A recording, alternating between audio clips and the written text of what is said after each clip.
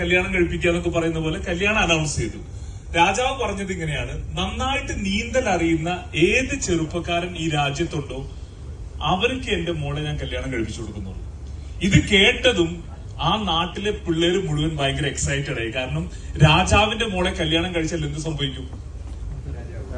Life settle ആവും, രാജ്യം കിട്ടും, പാലസ് കിട്ടും, സ്വർണം കിട്ടും, പിന്നെ സുന്ദരിയായ ഒരു കുട്ടീനെ കല്യാണം കഴിക്കാം. അപ്പൊ ലൈഫ് ഹാപ്പി ആയി എന്ന് പറഞ്ഞിട്ട് അവിടെയുള്ള ചെറുക്കന്മാര് മുഴുവൻ ഫുൾ ഓണായി.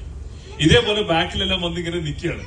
അടുത്ത ഞായറാഴ്ച പാലസിലേക്ക് വരാൻ പറഞ്ഞു. ആദ്യം ഏറ്റവും നന്നായിട്ട് നീന്തൽ അറിയുന്നവരാണ് നമ്മുടെ മരുമകൻ എന്നുള്ള അനൗൺസ്മെന്റ് ആണ്. ഇവരെല്ലാം ഭയങ്കര ചാർജാണ്.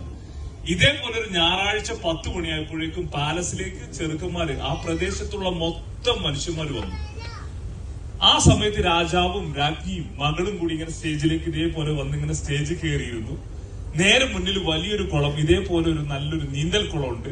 ഇതിന്റെ ബാക്കിൽ ഇങ്ങനെ ഈ പിള്ളേര് മുഴുവൻ, ആ നാട്ടിലെ 6 പാക്ക് ഒക്കെ അടിച്ച ചെക്കന്മാർ ഇങ്ങനെ റെഡി ആയിട്ട് നിൽക്കുകയാണ്. ഞാനാണ് അടുത്ത രാജാവാകാൻ പോകുന്ന ചെറുക്കനാണെന്ന് പറഞ്ഞിട്ട് ഇങ്ങനെ വിസിലിന് വേണ്ടിയിട്ട് കാത്തിരിക്കും. അപ്പൊ എല്ലാരും ഇങ്ങനെ നിൽക്കുന്നു, മുന്നിൽ കുളം. ഈ ഇരിക്കുന്ന സമയത്ത് വിസിലടിക്കാൻ നോക്കുന്ന സമയത്ത് ഈ താഴേക്ക് കുളത്തിലേക്കൊന്ന് നോക്കിയപ്പോഴാണ് മനസ്സിലായത് ഈ കുളത്തിൽ മുഴുവൻ ഈ പാമ്പും തേളും മുതലേ കണ്ടോ. ഇറ്റൊക്കെ ഇപ്പൊ തന്നെ കാല് വലിച്ചു. അതായത് ഇത് കുളമല്ല, എന്നിട്ട് പോലും കാല് വലിച്ചു. അപ്പൊ ഒന്ന് ആലോചിച്ച് നോക്കിയാൽ നിൽക്കുന്നവന്റെ മാനസികാവസ്ഥ എന്തായിരിക്കും? ഇത് കണ്ടതോട് കൂടിയിട്ട് ഇവിടെയുള്ള മനുഷ്യന്മാർ എന്ത് ചെയ്തു എന്ന് വെച്ചാൽ കുറെ അണ്ണന്മാർ ബാക്കിലേക്ക് പോയി. എനിക്ക് പെണ്ണും വേണ്ട, പെടക്കോഴി വേണ്ട, ഒന്നും വേണ്ട, ജീവൻ മതി എന്ന് പറഞ്ഞിട്ട് ഈ വിസിൽ അടിക്കുന്നതിന്റെ മുന്നേ ഒരുത്തൻ മാത്രം ഈ കുളത്തിലേക്ക് ഒറ്റ ചാട്ടം.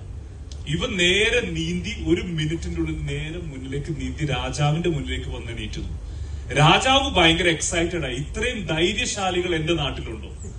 നിനക്കാണടാ എന്റെ കുട്ടി, ഈ രാജ്യം നിനക്കുള്ളതാണ്, ഈ പാലസും എനിക്കുള്ളതാണ്, ഇത് മൊത്തം നിനക്കുള്ളതാണെന്ന് പറഞ്ഞു.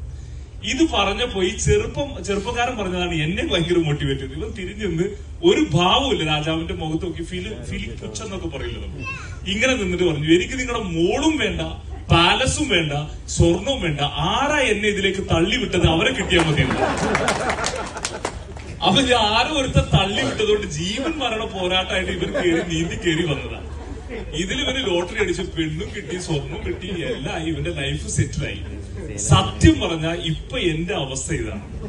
എന്നെ ഒരു 12 വർഷങ്ങൾക്ക് മുന്നേ ഈ കമ്പനിയുടെ സിഇഒ എന്ന് പറയുന്ന ഒരാളുണ്ട്, അഡ്വക്കേറ്റ് അഭിലാഷ് തോമസ് എന്ന് പറയും. ബാംഗ്ലൂരിലാണ് സെറ്റിൽഡ്, വയനാട്ടുകാരനാണ്.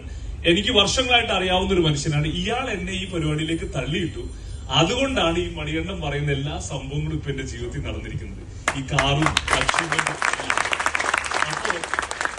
സാറ് ബാംഗ്ലൂരിലുണ്ട്. സാറ് കേൾക്കുന്ന രീതിയിൽ നിങ്ങൾ